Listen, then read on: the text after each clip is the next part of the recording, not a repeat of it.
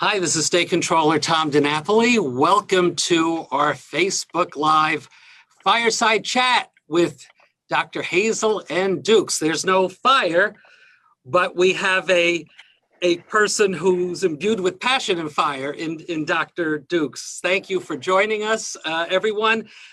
Give a shout out on Facebook. Let us know where you are. And I am really looking forward to this conversation. You know, we just ended Black History Month with February. We're just starting Women's History Month on March 1st. And I can't think of anybody better prepared to discuss all of the issues, both in terms of the Black community and women and all other issues beyond that, than my very special guest for this conversation. Dr. Hazel N. Dukes is a well-known figure in New York and beyond. She truly is an icon in the civil rights movement, a living legend, and I don't say that lightly. Her involvement with civil rights, with education, with empowering Black people, with empowering women, empowering young people, goes back to the 1950s at the very least. Dr. Dukes has made such an incredible difference. And, you know, this conversation for me is special because Hazel, if I can call you Hazel, because sure, I know you're Dr. Hazel. You know, I was also reflecting, this year's the 50th anniversary of the founding of the Black, Puerto Rican, Hispanic, and Asian Legislators Caucus. They just had their weekend, as you know, virtual, and the Congressional Black Caucus. But I was also calculating, Hazel, give or take a year, it's the 50th anniversary of our friendship as well. We go Absolutely. back to about 1970 or so. Yeah. So absolutely. So a lot of good. Special. But you know, let's there's so much to cover, and I'm glad we have plenty of time to do it. But let's start out, if you don't mind, a little bit of your personal story. I mean, obviously, I know a lot about it because we know each other for a long time. But for those who may be getting to know you, for the first time through this conversation, you were born in Montgomery, Alabama. Absolutely. In the 1950s, when a lot of Black families moved north and settled in that little place called Roslyn that we both know and love. No, Queens first. Queens first. Okay. Shout out to Queens. Shout out to Queens. There was Marge Rogan that's got me into Roslyn. And we want to talk about that because that is a powerful story. But pick it up there. Talk about your early days. First, let me say to you how exciting I am to be on with you. When you talk about our friendship, I usually tell when I'm with Carl McCall and Governor David Patterson, and we're talking about history, and Greg Meeks, I said, you all are my children. I said, do you know that Tom DiNapoli ran for school board at the age you were 17, turning 18. Right. You was not 18 when you ran for that board. And I said, there I was telling this young man how great he was. I said, they were the little guys who was driving everybody crazy. I said, you talked about progressing. You need to hear stories of this guy and Ken Sunshine and Bob Zinnerman. I said, they were the radicals. I said, you talking about radicals? I said, they live radical. I said, these little guys was always talking about what we should do more. And so I had May Newberg, Lee Seaman. We were the elders at that time because you guys were 17 and 18 driving us crazy. Poor Marvin Kristen Fell, who was the chair, Jack English. I mean, you guys was running them crazy at that time. So when we see the progressive now, I said, oh, that's nonsense. We can always take them down. But those little guys was great. And so to see you, how you have matured and grown in humanity, you are so humble. You and Joe Biden, when everybody had, and I know this is not a political scene, but I want to give you a little context of what I think about you and your public servant activities that you have been in the assembly. And when you were nominated, how your whole assembly well, for you to become the controller, because you work with everyone, both sides of the aisle, Republican, Democrats, Independent, Greens, whoever they are, if they're on the right side of issues. And your issues have always been about inclusion. Well, look at your mother who raised you. Yes. You couldn't have been around me if it wasn't that for you guys. So it's nothing new for you to be around with Arlene Silverswag and Marge Rogat and Lee Seaman, all of these people, and Eugene Nickerson and Wolf, our congressman, all of these people. It started in Great Neck. Yeah. Great Neck Human Rights Commission. Before the state had a Human Rights Commission, before the county had a Human Rights Commission, it was in Great Neck where people, the rabbis, the churches, down on Steamboat Road, right. Reverend Brown in Spinney Hill. Right. Have you seen the defining moment? You know, I have read about it, and I have not seen the whole thing in its entirety. I have. Well, you have to see it. I know. Marge wrote that. We just had it at Malloy College 3 weeks ago. We all around in Port Washington for the school, when I brought African Americans into the school systems as teachers, as professionals. So your involvement, your surroundings, your environment have been what you do every day now as our controller, to talk about inclusion, to bring people in. And so I was born into that because my dad was a Pullman porter in Alabama, and he got transferred to New York. That's how I arrived in New York. But I saw A. Philip Randolph as a child. Wow.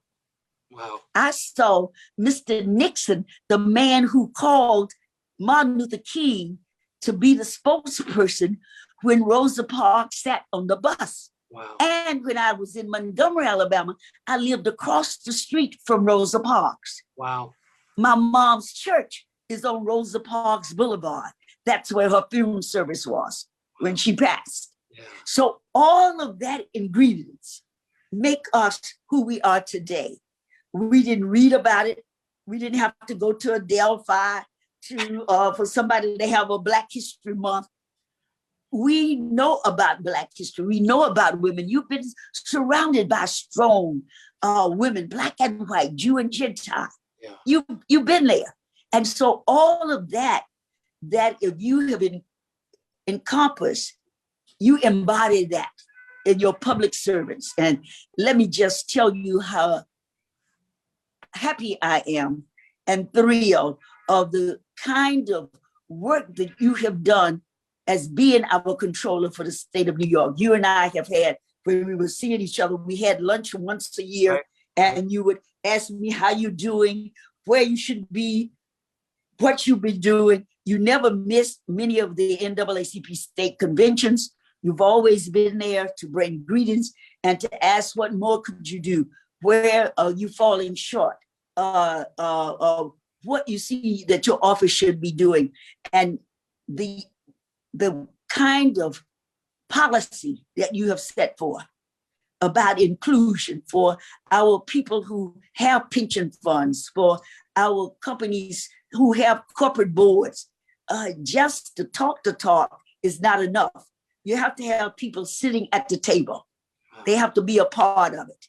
And so you have presented that in all of your findings and all of your work that you have done in controller, and at least the last 10 years, when it wasn't popular. Everybody want to talk about diversity now. Yeah. Wow. But when you started, and your office started way back, I think we was having lunch we were at across from Grand Central at one of our meetings, yeah. And then we was at Capital. Yep. And you brought to me what you was going to be presenting in your annual meeting. And the word diversity and inclusion was there when many people didn't want to hear that word. And so I got to say, we've had two good controllers, MWBE. You was right with Governor Patterson when he said what his threshold had to be. Yeah, not quota. He raised it. Not quota. Yep. It Yep. was, It was David who really and put. then when you Yep. were in the assembly with Arthur Eve, Yep. Arthur was talking about economic development way back. Yeah. People didn't understand. They thought Assemblyman Eve was out of his mind. He was a visionary. He was a visionary. Visionary. Yep. Visionary. I tell that to Al Van was another great. Al and Roger Green. Roger Green. All of you little young Turks. Yep. You was there talking about that. You were changing the way the assembly ran. You was changing the policy. You was changing legislation at that time. And Barbara Patton. I'm going to tell you, she said, I told her, I spoke to her last week. I'm trying to get her to come back to New York, by the way. Her mother passed. Oh, I didn't know that. Yeah, her mother passed about 2 months ago. And when Jean passed. I know Jean passed. Yeah. Right. Yeah. And so I was talking to her, and her aunt, her mother's sister, Aunt Adele, I think she's about 90 something. She's still in Brooklyn. And so I said to you should come back to New York. Yeah. Well, her friends are all here. And for those who are listening, Barbara Patton was the first African-American elected to the state legislature from Long Island. Because I thought, that's right, the NAACP got that assembly seat. And she rode to my house on a bicycle. I had never seen her. And remember, it was Go Live. You remember John Kears, the late John Kears? Sure, of course, put somebody else against us to run. Yep. And that's the history I had to tell everybody. Bill Lynch was supporting John Kears. Oh, I didn't remember that. I remember. And guess what? I beat them in the primary. I remember that. I beat the Giants in the primary. Yeah. And that's how Barbara Patton, the 17th Assembly District, came about. Right. Especially now that. And you know who was the speaker at that time? Do you remember who was the speaker? Let me see. Can you remember? Give me a minute. That was Fink. No? Stanley Fink. Fink called me up, and he had some mouth. And I had my mouth right back with him. But he woke me up. He called me. He said, Dukes, and I'm not going to use the word. He said, I have your assembly seat. I said, assembly seat? I never asked you for an assembly seat for me. I don't want to be in the assembly. I don't want to be a politician. I want to make politicians. Oh, wow. And you have. But I go back to Jimmy Carter. That's an important, point, because we just did the census and they're going to be doing reapportionment. And, Long Island, the minority communities in the center of Nassau were all split up. And because of your advocacy, they were united together in that assembly district, and Barbara Patton made history. Yes. And we also got one in Suffolk now. And Absolutely. We got a chance to get another one in that area out there in the Brentwood. And remember, second one in Nassau too, with Mikhail Salaj in the Belmont North Valley Stream area. Absolutely. Hazel, you were too kind towards me, but I just want to say, you believed in me, and absolutely. You encouraged me, and you were a mentor and a role model to me. And back when I was starting, a lot of the adults were dismissive, and they were like, we don't really have to listen to you. And so we really didn't. We thought you all was a pain in the behind. you and that Ken Sunshine and Bob Cinnamon, you guys were too much. Well, some would argue that Cinnamon still is, but but you encouraged me, and you were a role model, and and I want to get back to when you first came north, but since we're on it, what advice would you give? Because I know you do it all the time. In Newsday yesterday, did you see you were featured in Newsday talking about the next generation of leaders, and you said, each year I see a new group of young Hazel Dukes, young Julian Bonds, young Martin Luther Kings in their own way. Each generation bears the responsibility to provide leadership. 50 years ago, you did it for me. What advice do you give young people, particularly young Black women today, about how to get involved, how to make a difference? Let me tell you, I don't want to blow my horn. They just did the city council, Neek Miller. They did an education in their discretionary funds.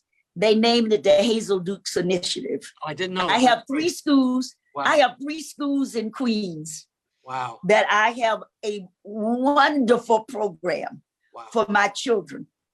For it's Black, it's immigrants, it's Haitians, it's kids from all over in these 3 schools that we're working with. You should see it. I've included the parents in it. And I tell the children, when I had a chance to go to the school, this is a 3-year program. Corey Johnson came out. It was a big thing in Queens. And I said to my children, hey, I see Rosa Parks sitting here. I see Thurgood Marshall sitting here. I see Shirley Chisholm sitting here. I see the next doctor who's going to have a cure for cancer sitting in this room. I tell my children, they can. I know they can. I believe in them. And I believe in the parents who work 2 and 3 jobs, didn't have a chance to be in all these devices we in. When my children didn't have device, I provided devices for them. We set up a GoFund for our children here in New York City, in the District 5 where I live. And I tell the young women, I said, Sojourner Truth is still alive because she's in you. Harriet Tubman is still alive because it's in you. What I want you to do is be prepared. I want you to have quality and excellent education. And then I want you to decide how you're going to participate in democracy and continue to make America great and show the contributions. Yeah, I've spoken 5 schools just in the last 2 weeks and virtual, and I said to all the kids that I spoke to, I want you to know. And I just congratulated our new chancellor for the city of New York. We were on together as talking about equity and inclusion. It was not to close down any schools. I want my kids to be competent, to learn how to compete. But if you have roadblocks where you're telling a 4-year-old only a test will tell them whether they are qualified to be a scientist at 4 years old, come on. 4 years old, you're supposed to have marbles and jump rope and all of that. You shouldn't be stuck with a test all day long. You ought to be able to exercise, play football, basketball, skin your knees up and cry, mommy, pat you. that instill hope for you. And so I tell my children, I do Mary McLeod Bethune, her last will and testimony. She left about 5 things for them: love, faith, education. And so I continue to push that and mentor young people and tell them they can be anything they want to be, that the world is open for them. And that's why I was putting you in the same context as a public servant as Joe Biden, not tweeting and calling people names and putting them down, but building up. Thank you. Well, again, you're my hero and role model for that.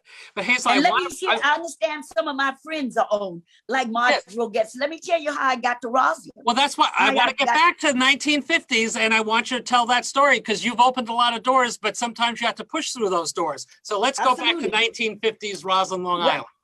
Well, it wasn't. First, I was in Queens, and then I decided that I wanted my son to have a good education. And so I researched, like every other person, about where to live. And so Rosalind wasn't too far from Queens. I could get back to Queens in 25 minutes. My parents were still there at that time. I saw this in the newspaper about Rosalind Garden. And I went there, beautiful place, beautiful. I said, These are apartments off of Water Avenue. Yep. Absolutely. Beautiful, landscaped. You walk in, no elevator, first floor, 2 bedrooms, beautiful kitchen and all that. Oh, yes. They showed me the apartment and I left my deposit there and went home and said, oh, I got an apartment today. Excited. The next day, I get a certified letter telling me they had made a mistake, that there was no apartments available. I had met Marjorie Getz through Don Schaefer.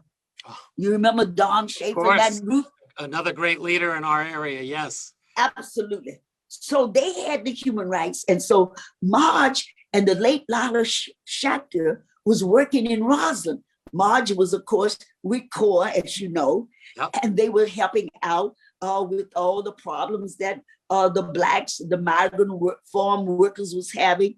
And so I reached out to them. They said, okay, I told them the story. They went the next day.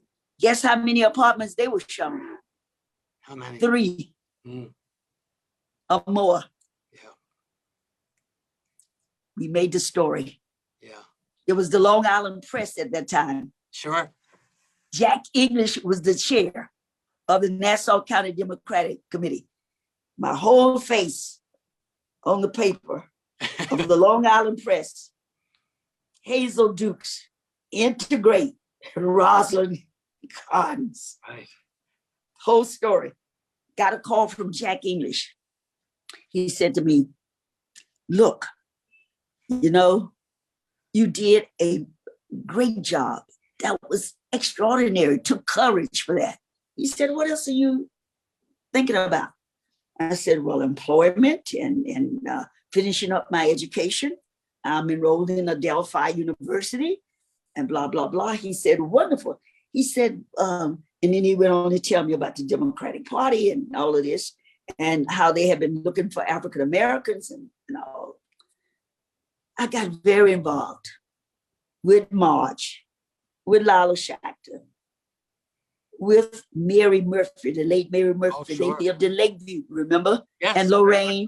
Yep. Right. Yep. I got involved with them, didn't know them from a hole in the wall. They were leaders in their little district out there. You remember Mo Schneider? Yes. Yeah. Mo Schneider was the deputy counsel when Jack Weinstein Was the county attorney. The county attorney. And so then when I finished, they hired me. I was the first African-American to work in Nassau County in the legal department. Jack Weinstein was the county attorney. They hired me. Became a very prominent federal judge. Yes. I was the clerk in his office assigning. We had you remember he came out of Glen Cove. He was an African-American. He was a lawyer. He was working in a law firm. All of the, what's the family's name in Glen Cove? The mayor and all of those people. The younger guy is the congressman now. Family. Swazi family. Yeah. And the Martones. All of those guys were lawyers. And so I had to assign them the cases every day. That was my job. And then Nickerson hired Farrell Jones. Farrell Jones. Yeah. As deputy county executive. Yeah. And then that's when we started working on the Nassau County Human Rights Division. And created. That was Reverend Odom was there working for G. Nickerson. We were the African Americans. We brought Martin Luther King to Rockville Center. Remember the story in Rockville Center when they wanted to build housing in Rockville Center? And that was a old mayor there, and he didn't want it to happen. And I have the picture today of Eugene Nickerson bringing Martin Luther King to Rockville Center. Wow, I didn't remember that. Wow. Right, yeah. Wow. That was someday. But then after being in Roslyn, we got together, Marge and Lala and Arlene Silverswag. And we started looking at the school board. And I encouraged John Lewis, he was living in Roosevelt. They moved. Jackie Robinson, brother-in-law, moved to Roslyn. And Saul Jake, who was a retired Army guy, they moved to Roslyn. And we started looking at the school board. And our children wasn't finishing high school. They were all going to BOCES. And we started a group called Parent Organization to Save Our Children. And Marge and them got our children to Black psychologists, drove them in the city for them to see. The children had wax in their ears. They couldn't hear. That's why they was acting up in school. And so the late Reverend Enoch Terry, my pastor in Roslyn, we saved those children. We got people on the school board. You changed the school board. You changed the school board. You worked again in the school political process to change the school board. Yep. Absolutely. Absolutely. That was because of Blacks and whites, Jew and Gentile coming together. I mean, you should know what it was like in those communities. When I moved to Roslyn, the small Black community, which is called Laurel Homes now, they were living in shanty shacks. They had outdoors toilets.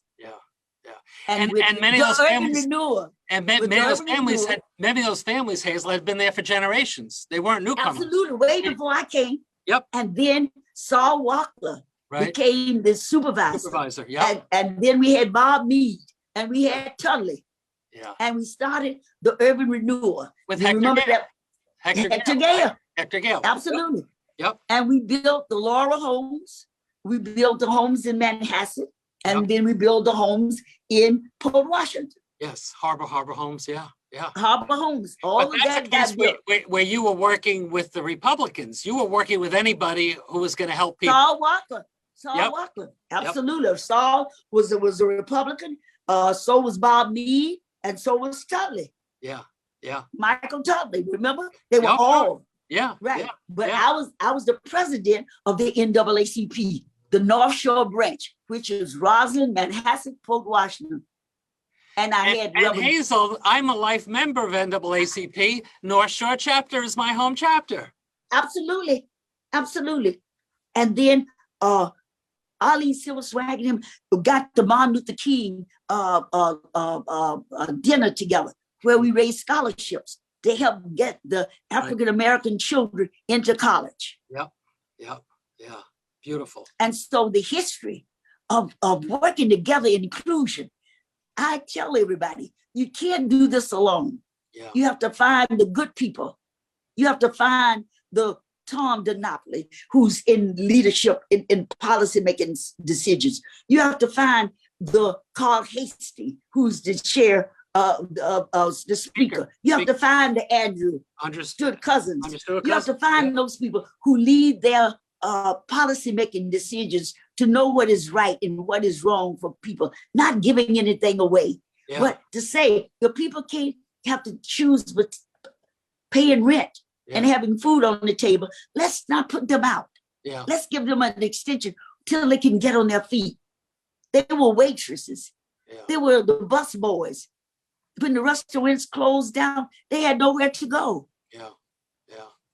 So let's be humane. Yeah. Well, I want to touch on something related to that. And you mentioned your pastor when you first came to Roslyn. The late Reverend Enoch Terry. Yeah. I mean, Assembly of Prayer Baptist Church has been a very, very big part of your life. And you've been a big part of that congregation. Talk to me for a bit about how faith has informed your activism. Well, I have a grandfather who was a minister. And then I had a grandfather who was a deacon. I have AME and Baptist in my family. So as a child, I was indoctrinated, as Cecily Tyson said. She showed how she went to church with her grandmother and she beat the tambourine. Well, I visited churches with my grandmother, and when they clapped and beat the tambourine, I did the same thing. I didn't know what I was doing. But I was enjoying, and what the older people respected my elders. When they clapped, I clapped. And when they said amen, I said amen. And so it has played a great part in my life to say, do unto others, and you will have them to do unto you. And then there's the scripture that said, who is my neighbor? Not just a person live next door to you. It's anyone who needs. And if you're available, I just said this morning, I've become a social worker. I'm getting people to get their vaccination. Oh yeah, talk about that, Hazel. People was having a hard time. I'm on the governor's equity task force, so I'm fighting it in Albany. I'm fighting with the state. I called Wolf and I said, look, the mayor got to do more. We got to get it in our community. I said to the state, I want it in my churches. I want them here. So yesterday we had pop-ups at First Corinthian. People just walked in. We've had it at Abyssinia Baptist Church. We've had it out in Brooklyn at Bethany Baptist Church. Reverend Jones was a known pastor for he was breadbasket. You know, he started off with Martin Luther King and with Jesse Jackson. And that's how Reverend Sharpton, that's the church Reverend Sharpton came out of, Bethany Baptist Church. And so all of that, that's what I'm talking about, inclusive. Yeah. You put all of that together and that makes you a humanitarian, not a Democrat, not a Republican, but a humanitarian caring for people, for the least of those. Yeah. It goes back to that early scripture lesson you were talking about earlier. Beautiful. Yes.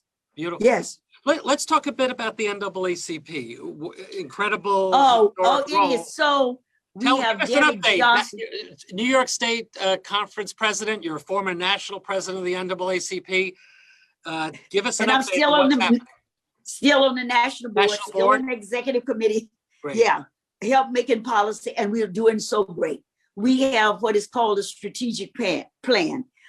We have a program for our youth and college chapters, and then we upped it to the next gen. Because when children finish college and they go out on their own, you know, they kind of say, "Oh, I've done that. I don't want to do it anymore." We have the next gen where we are preparing them for all the endeavors in the arts, in the music world, in politics, whatever it is. But we giving them, we're the elders, giving them what they have to do. This is not a microwave. The struggle continues. I've been in the struggle. I've been in the struggle of NAACP for 44 years. 44 years. The good, the bad, the ups and the downs. Yeah. But if you believe in it, you don't leave it. Yeah. You don't take your marbles when you don't get your way and go home. Yeah. You stay in the game till you win. Yeah. And you've won a lot. And I know a lot of your chapters around the state are watching this conversation. So shout absolutely. out to all of our New York State chapters that support this important work. Right. You know, you have seen some. I mean, look, you shared that story of being closed out of an apartment and you're opening it up. I mean, you've been on the front line. You've seen Martin Luther King and the civil rights movement. Fast forward to today, Black Lives Matter, George Floyd and the aftermath of that murder. And you've seen Kamala Harris to be elected vice president of the United States. I mean, talk about the I got to tell you something very interesting. Yeah. Shirley Chisholm, I seconded her nomination for president. For president. Percy Sutton. I did not know that. I know you didn't know it. They're trying to make a film, and they showed. I've seen them.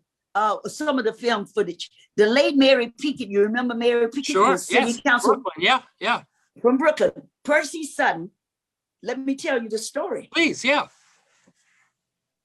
The guy from California, Dellum, was supposed to nominate Shirley. The caucus them said to him, "You got a bright future in the Democratic Party. We were asking you not to nominate Shirley. We don't want to split convention." He withdrew. Percy, we had went out to lunch. The convention was in Miami, Florida. 1972, right? 1972. Yeah. We were coming back in, and Percy passed by the green room where Shirley was, spoke to one of her aides and said, "How is Shirley doing?" She said, "Not too good. Something just happened, mishap." Percy said, "Where is she?" He went in, he talked to Shirley, he came back out. Mary Pinkett and myself were standing outside the door. He came out, he told us he was going to nominate Shirley Chisholm, and he wanted us to second. Mary Pinkett and I walked out on that stage, beautiful, in Miami, Florida, and we seconded the nomination for Shirley Chisholm for president. So Wow. fast forward to, it's a group called Black Women United, and I'm a Delta. There are sororities and fraternities. Right. The girl, we are called the Divine Nine, the AKAs, the Deltas. We came together, we put away, we raised over $250,000 to show that Black women could raise money. Wow. And so when she took that oath of office that day, I was in tears, more so than I was when Obama, I was with pride, busting with pride for Obama. But don't forget, I had worked for Geraldine Ferrara. Right, right. I worked our own Geraldine Ferrara, who ran for vice president. I took her around to the caucus. You know, I served, I'm still on the, well, I was off and I'm back on. I'm on the Democratic National Committee. Ah, great, great. But you also, with working in solidarity with that Black women's group, you also pressed Biden to make sure that not only would he— Absolutely. Tell us about what it was like to have that interchange. We got over 1 million signatures of Black women from academia. Dr. Coles, Janetta Coles, who was the president of Spelman, she's a part of ours. All of the heads of the sororities, the Divine Nine came together. We put away our colors. And when Pamela told one white reporter about the Divine Nine, he said, "What is that?" She said, "Educated Black women." And she said, and I became an AKA when I was at a HUBC, Howard University. You know, not Harvard, not Yale, not Princeton, but at the great Harvard. Historically Black. But you must have been so pleased when he followed through on— Oh, absolutely. Well, you know what Jim Claiborne said? I said the same thing. I know Joe and Joe know me. Yeah. You ought to see the beautiful pictures we got together, the many years that he would come to the NAACP convention. That's why you and Joe have so much in common as public servants. Joe has never forgot the persons that came up with him. He loved his hometown, Delaware. Yeah. He loved the people in Delaware. And he's been through the history, you know, like you. I mean, absolutely. He's lived it. As I said to them, if they never invited Dr. Jill and President Biden to the White House, they didn't have to worry. He knew every room in the White House. Anyway, but Hazel, with everything going on with George Floyd and all the other, you know, Black lives that have been lost, the protests, living through COVID and seeing the disparate health outcomes for Black and Brown communities, knowing all of the causes and issues you've been fighting for all these decades, where are you now? I mean, are you optimistic? Are you distressed that we're not further along? How do you view the world right now from the perspective of a we are long ways from where we came from. Yeah. From where my parents, grandparents, who made such great contributions to America, we're a long ways from that. We're a long ways from where I started from. Yeah. And now to see Carl Hasty, to see Andrew Stewart Cousin, to see Pamela, to see the increase of women in Congress. We got to do better in the Senate. When she left, we don't have a woman in the Senate now. Right. And we need women at the table making policy because we rock the cradle. We instill hope. We instill humanity in our children because we are the one. Dad comes in, plays a great part, but we are the ones that take the 9 months and the labor pains. And so we need to be at every table so that the discussions and the policy decisions is really inclusive, and women bring that for the most part. Hazel, let I've been distressed. Not to interrupt you, but to your point, my staff reminded me of a Ghanaian proverb to remind you of. I'm sure you know it because it fits in with what you just said. If you educate a man, you educate one individual. But if you educate a woman, you educate a family. Absolutely. To your point. Absolutely. Yeah. No doubt about it. Yeah. When we reach from nurturing our children, like all you kids, I nurtured you all. That's right. We reach out. Yeah. Thousands of kids across this nation. I don't know them, but I hear when I walk in places, Mama Dukes, Mama Dukes, Mama Dukes. I have to turn around and I can give them a hug and a kiss. You don't remember me? You came to Cincinnati and you spoke at our graduation. You spoke here. So yes, you give us a chance. Yeah. After the nurturing of our own, and then we reach out and bring others to us. We have are you optimistic where we're at now, or pessimistic, or where are we headed? Where are we headed? We are heading, once we get COVID-19 under control, get the vaccination, open up schools again. Yeah. Joe Biden will make us whole again, healing, but it's not microwave. It's not microwave. Yeah. We got the 70 million out there. We're not going to convert all of them, but some of them are going to see the light. They're going to see there's a better way than tearing down and dividing, better way than to put children in a cage. You educate them. You don't take your elders and shun them.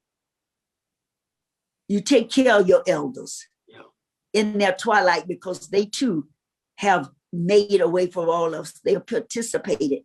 They have helped America to be the America she is. They came because the Lady of Liberty stands there. She didn't ask for the wealth. She said, give me your tithe and your poor. Come. And so, yes, I believe it's better days coming. We just got to get over this COVID-19. And that's why every man and woman, scientists have said it. Listen, those of you who listening to me, I took the vaccine. I don't know anyone who have died from the vaccine. I've heard some people have side effects. I had no effect. But I do know thousands of people who have died before we got the vaccine. So I encourage you, African Americans who are listening to me, other groups who have some concern, no, scientists have said it. Our medical physicians have said, this is no joke. You die, you go on the respirator. But if you have it and you have a chill or you have a headache, take a Tylenol. Put a warm compress or a cold compress on your arm for the swelling to go down. But you don't go down when they get you to the funeral director. You never get up. You really go down. And so I'm pleading, I'm begging everyone that hears me today, please get vaccine, get the vaccination. If you have any problems, call me. I'll see that you get it. I'll put on my social work hat. That's a powerful message, Hazel. Powerful message. Hazel, are you what a great afternoon to spend with you. Yeah, but are you ever going to slow down, my friend, or no? You can't slow down. There's so much need. It's too many people get into this and get tired. Marjorie Rogatz haven't slowed down. No, she sure hasn't. Nope. She's out there every day. People that I know that is really committed. Arlene Silverswag. I mean, I can call the roll of those who started out with me and still with me. Yep, Lee Seaman. And those who are no longer with us, their spirit is with us. That keep us going. We met a lot of good people. You know who else I was thinking about when you mentioned names? I was thinking about Gene Aronson. Oh my goodness, yes. Right? Yes. Gene and I stayed connected. And what was our other young lady name in Great Neck? She went on to work for who was an assistant to the former Governor Cuomo, to Dan Cuomo. Ellen Konovitz. Ellen Konovitz, we stayed connected. Yeah. When she went to work for, what was his name? Tonio Burgos. Tonio Burgos, yes. Right. My office at that time, we was at 32 Broadway and it was up the street. That's right. And so we used to, yes. Yeah. I mean, I think about the incredible people we got to know. And that's what I'm saying about unreal. you. You had all those strong women Yes. around you as you celebrate Women History Month. Yeah. No, absolutely. And I know someone else who sometimes fought with Marvin and the party, but Ann Weiland. Remember, Ann was one of the Democratic leaders too? Yes. When I first was elected to the school board, she called me up and said, if you ever want to get involved in politics, I invite you in. And, it was you, it was Ann, it was some of these other, and then when May Newberg, May, Barbara Blumberg, you remember Barbara? Do I? And May, of course, for those who are listening, May was our assemblywoman. And when she retired from the assembly, she went back to run for town office eventually. But I ran for her seat. And she, that's right. She was an incredible mentor and guide for me. We built our church with May Newberg being the supervisor, because on Roslyn Road, the new building. Yeah. Everywhere we went, there were vacant churches, there were vacant lots. They wouldn't let us have it. Yeah. And then I said one day, let's go see May Newberg.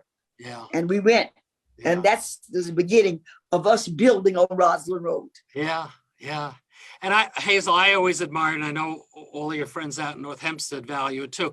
Even when you moved to the city and became, if I could say it this way, a big shot, in the city and across the state and the nation, you never forgot Roslyn. You never forgot Assembly Square. Every Sunday, I got back to my church. That's right. I've not joined a church in New York City. Yeah. That's my family. That's my home. Yeah. People say to me, you go back. I said, absolutely. I teach Sunday school. I sing in my choir. Yeah. That's home for me. Well, that says a lot about who you are. Hazel, I just have one or two other things, but sure. I want to open it up to you. What haven't we talked about that you'd want to cover in this conversation? Well, to our communities, that we must come back together as communities. We're so separated. We let divisions come into us. Again, we got to come back and be together, black and white, Jew and Gentile. Let's come back and confront evil wherever they raise their ugly head. And that's why I like about Marge Rogat's when a defining moment, going back, looking at Levittown, the Newsday did a whole expo about redlining, which continues. Yes. Continues. Long Island divided. Yeah, there was an article today. And talked about the need to do, the experience you had in the 50s. And not only that, the school system there. Yes. Again, we talked about the schools in Hempstead, what they don't have. And then you go right out to Woodmere or Long Beach, it's just like New York City versus Scarsdale. No, every child, not by zip code, not by who the parents were, not whether they were single. That do not define the child. Yeah.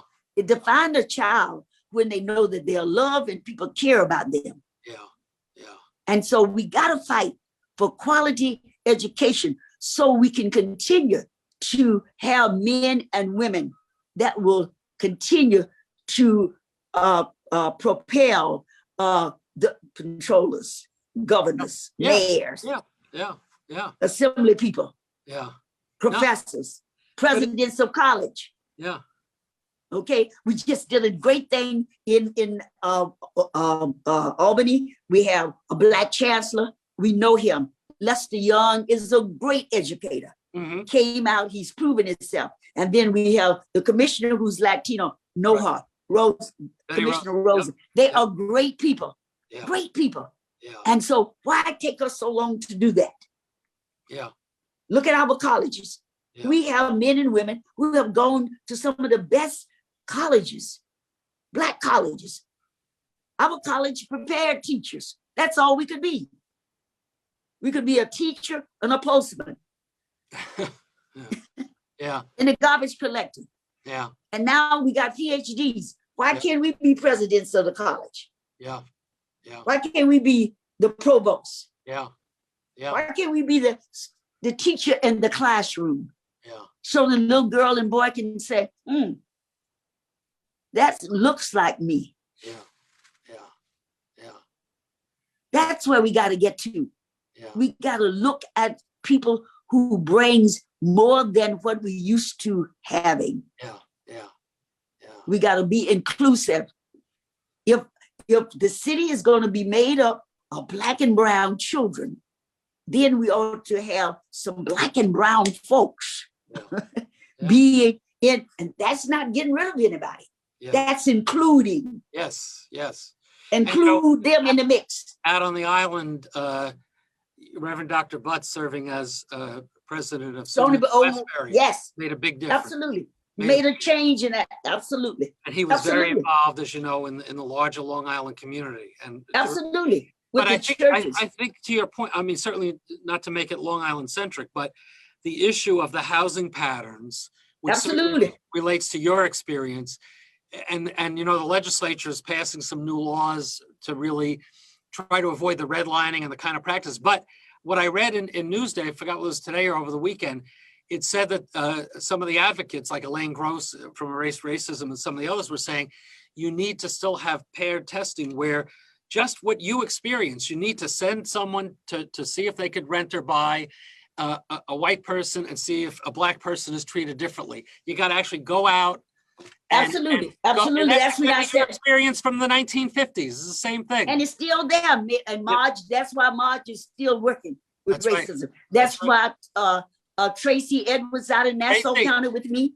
Absolutely. Tracy is doing a hell of a job. And then when the governor told us we didn't talk about this, reimagine the police department. Yes. Yeah. Touch on that. Nobody, Yep. nobody wanted to defund the police. Yeah. Nobody wanted to defund, not NAACP. We never used that word. We say accountability. Mhm. Accountability. That means that we have to say all of this money, we should have guidance counselors. We should have mental, social workers answering some of these calls.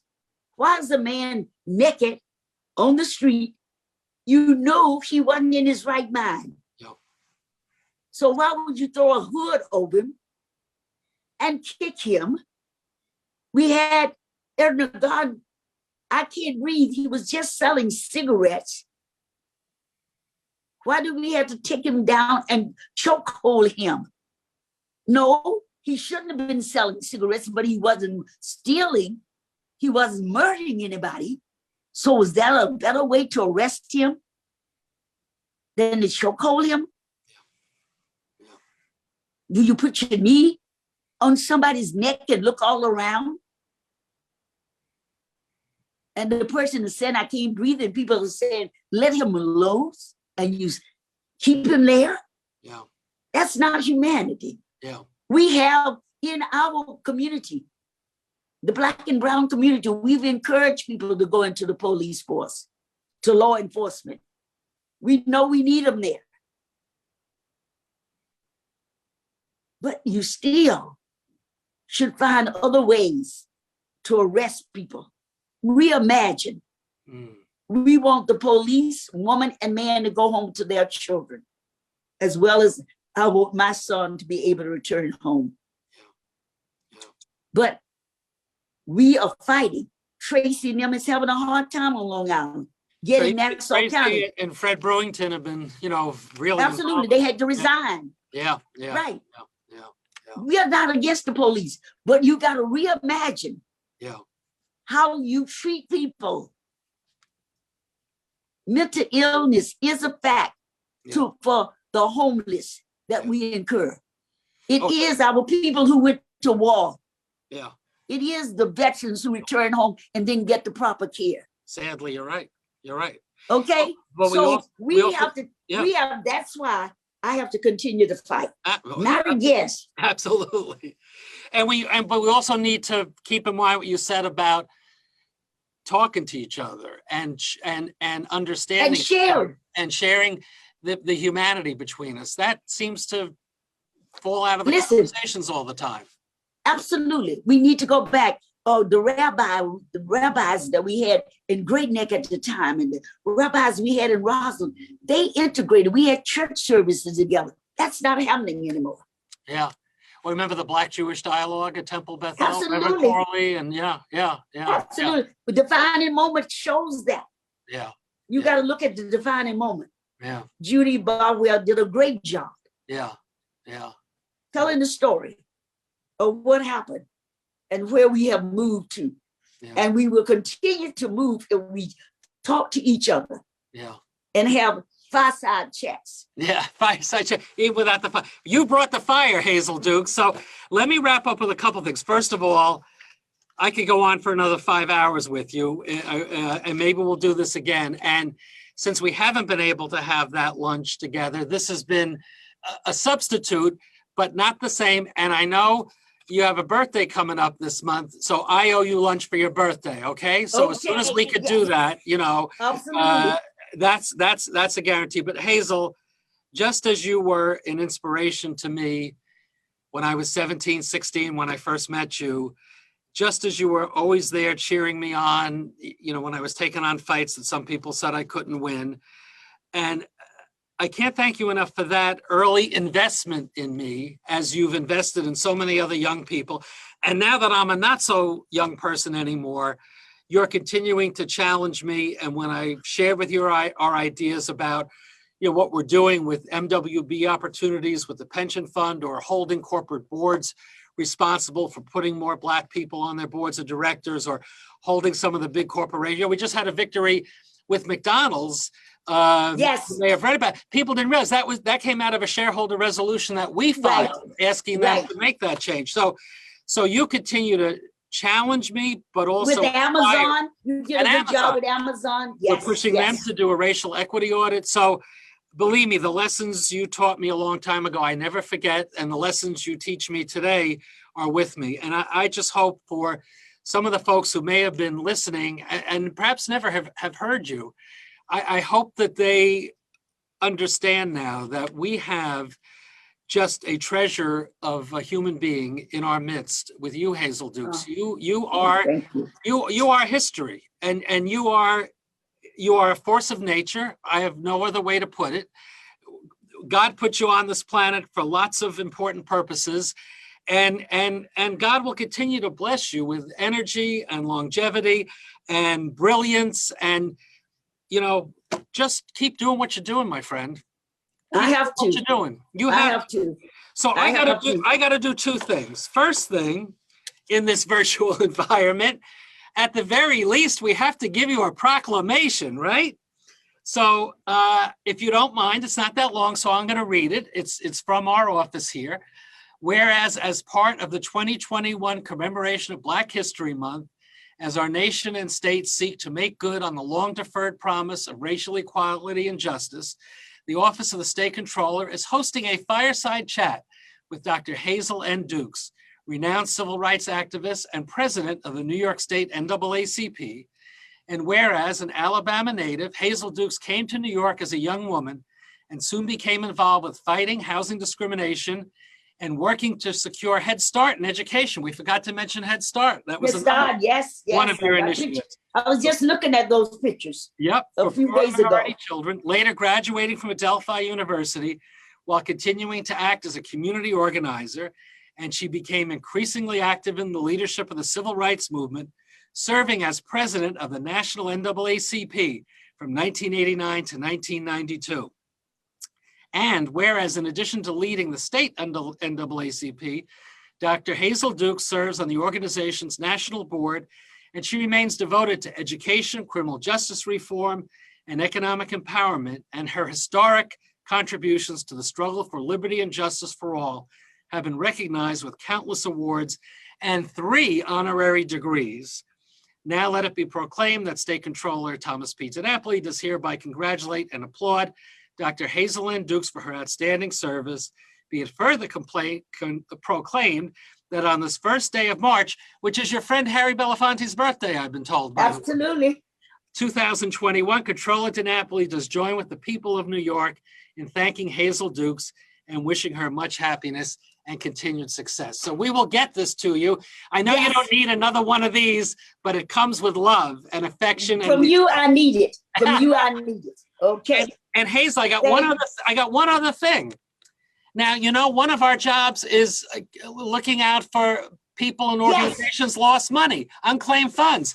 And guess what? We found for the New York State Conference, NAACP, $5,484.67. So this goes to you in the conference. Thank you so much. Thank you. We'll get you the paperwork, and I know you're going to spend it well. We're going to spend it well for our youth. Absolutely. Yes, Hazel, absolutely. I'm done. You get the last word as we sign off. It was just so exciting. I hope we can do this again. The fireside chat was great, but it's going to be even better when we can sit and continue our conversations about where we should go. Great. Thank you so much for having me. Love you, Hazel. Thank you for your time. To the moon and back. Okay, bye-bye. Thanks.